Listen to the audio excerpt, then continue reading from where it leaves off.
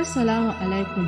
Rahotannin Albishir Media Services na daren yau Talata, 16 ga watan 7 shekara ta 2024.